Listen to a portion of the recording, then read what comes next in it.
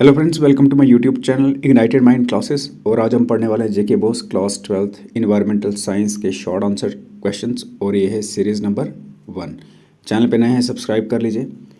तो देखिए, पहला क्वेश्चन क्या है, मेजर सोर्सेज बताने हैं एयर पोल्यूशन के। तो देखिए, मेजर सोर्सेज जो है एयर पोल्यूशन के, इसमें आते हैं आपका vehicular emission, industrial smoke, burning of fossil fuel, agricultural stubble burning, construction activities और डोमेस्टिक हीटिंग। तो ये रिलीज़ करते हैं हार्मफुल पॉल्यूटेंट्स जैसे sulphur dioxide, nitrogen oxides, carbon monoxide और पर्टिकुलेट मैटर किसमें, एटमॉस्फेयर में। दूसरा क्वेश्चन है इफेक्ट्स बताने आपके नॉइज़ पोल्यूशन के ह्यूमन हेल्थ पे। देखिए, नॉइज़ पोल्यूशन कॉज करता है hearing loss, stress, hypertension, sleep disturbance, decrease concentration और रिड्यूस्ड प्रोडक्टिविटी। ज़्यादा एक्सपोजर होगा अगर नॉइज़ को, तो इसकी वजह से आपको कार्डियोवैस्कुलर प्रॉब्लम हो सकती है और psychological disorders. Question number 3, eutrophication क्या होती है और कैसे ये अफेक्ट करती है एक्वेटिक सिस्टम को। देखिए, यूट्रोफिकेशन ये एक्सेसिव एनरिचमेंट होती है वाटर बॉडीज़ की न्यूट्रिएंट्स के साथ, जैसे नाइट्रेट्स और फॉस्फेट्स। इसकी वजह से होता क्या है, एल्गल ब्लूम, डिप्लीशन होती है ऑक्सीजन की, ऑक्सीजन ख़त्म होती है, डेथ होती है फिश की, फॉल स्मेल, और साथ में ओवरऑल डिक्लाइन होता है क्या, इसमें एक्वेटिक बायोडाइवर्सिटी में। ठीक है। क्वेश्चन नंबर 4, ब्रीफली डिस्क्राइब करना है आपको मैरीन पोल्यूशन। देखिए, मैरीन पोल्यूशन ऑकर करता है जब हार्मफुल सब्सटेंसेस जैसे ऑयल स्पिल, प्लास्टिक, सीवेज और इंडस्ट्रियल वेस्ट एंटर करता है ओशन में।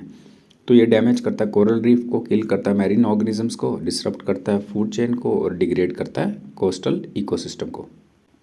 क्वेश्चन नंबर 5, बायो मैग्नीफिकेशन क्या है, एग्जाम्पल देनी है। देखिए, बायो मैग्नीफिकेशन ये इंक्रीज होता है कंसनट्रेशन ऑफ टॉक्सिक केमिकल्स और हर एक सक्सेसिव ट्रॉफिक लेवल में फूड चेन के।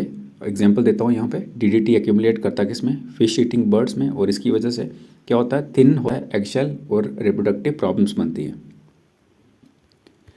क्वेश्चन नंबर 6, मेन कॉजेज़ बताने हैं सॉइल इरोजन के।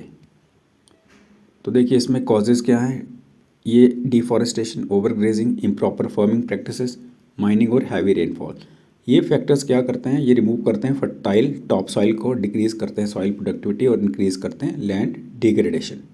क्वेश्चन नंबर 7, डिफाइन करना आपको हैजर्डस वेस्ट और मेंशन करना है 2 करेक्टरिस्टिक्स। देखिए, हैजर्डस वेस्ट जो होता है ना, ये वो वेस्ट होता है जो पोज करता है थ्रेट किसको, ह्यूमन हेल्थ को और एनवायरनमेंट को। इसका जो करेक्टरिस्टिक्स अगर हम बात करें, इसमें ये टॉक्सिक रहता है, फ्लेमेबल होता है, करोजिव होता है, रिएक्टिव होता है और एक्सप्लोजिव होता है। तो इसको चाहिए स्पेशल डिस्पोजल मेथड्स। ठीक है। क्वेश्चन नंबर 8, आपको बताना है कंपोस्टिंग क्या होती है और क्यों ज़रूरी है। कंपोस्टिंग बायोलॉजिकल डिकम्पोजिशन होती है ऑर्गेनिक वेस्ट की, किसमें, न्यूट्रिएंट रिच मैन्यूर में। ये रिड्यूस करता है सॉलिड वेस्ट, इंप्रूव करता है सॉइल फर्टिलिटी, कंजर्व करता है लैंडफिल स्पेस और प्रमोट करता है इको फ्रेंडली वेस्ट मैनेजमेंट।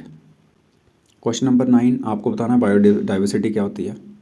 देखिए, बायोडाइवर्सिटी रेफर करती है वैरायटी किसकी, लाइफ फॉर्म्स की अर्थ पे, जिसमें प्लांट्स आते हैं, एनिमल्स आते हैं और माइक्रो ऑर्गेनिज्म आते हैं। इसमें आपकी जेनेटिक डाइवर्सिटी आ जाती है, स्पीशीज़ की डाइवर्सिटी आती है, इको की सिस्टम की डाइवर्सिटी आती है। इस तरह से इंश्योर होता है इकोलॉजिकल बैलेंस और सस्टेनेबिलिटी। क्वेश्चन नंबर 10, आपको बताना है threatened species according to IUCN। देखिए, थ्रेटन्ड स्पीशीज़ वो स्पीशीज़ होते हैं जो फेस कर रहे हैं हाई रिस्क इसका एक्सटिंक्शन का नियर फ्यूचर में। इसमें आ जाते हैं आपके vulnerable, endangered, critically endangered categories. ये डिपेंड करती है किसके ऊपर, सेवेरिटी ऑफ थ्रेट्स और population decline. Question number 11, causes बताने हैं ग्लोबल वार्मिंग के। देखिए, पहला तो मैं आपको बता दूं ग्लोबल वार्मिंग किसकी वजह से हो रही है। ये CO2 का जो रिलीज़ है एक्सेस में, ठीक है, मीथेन, नाइट्रस ऑक्साइड, कहाँ से, इंडस्ट्री से, व्हीकल से, डिफॉरेस्टेशन और बर्निंग फॉसिल फ्यूल। तो ये जो गैसेज हैं ट्रैप करते हैं हीट और रेज करती है अर्थ का टेम्परेचर। क्वेश्चन नंबर 12, आपको इफेक्ट्स बताने हैं ओजोन लेयर डिप्लीशन के। देखिए, ओजोन लेयर डिप्लीशन इंक्रीज करती है हार्मफुल अल्ट्रावायलेट रेडिएशन जो रीच करती हैं अर्थ में, मतलब अर्थ पे आती हैं जो, और ये कॉज कर सकती हैं आपको स्किन कैंसर कर सकती हैं, कैटरैक्ट्स, रिड्यूस करती हैं क्रॉप की पैदावार, डैमेज करती हैं फाइटोप्लैंक्टन को और वीक करती हैं इम्यून सिस्टम हमारे, यानी कि इंसानों में और जानवरों में। क्वेश्चन नंबर 13, एसिड रेन क्या है और कैसे बनती है।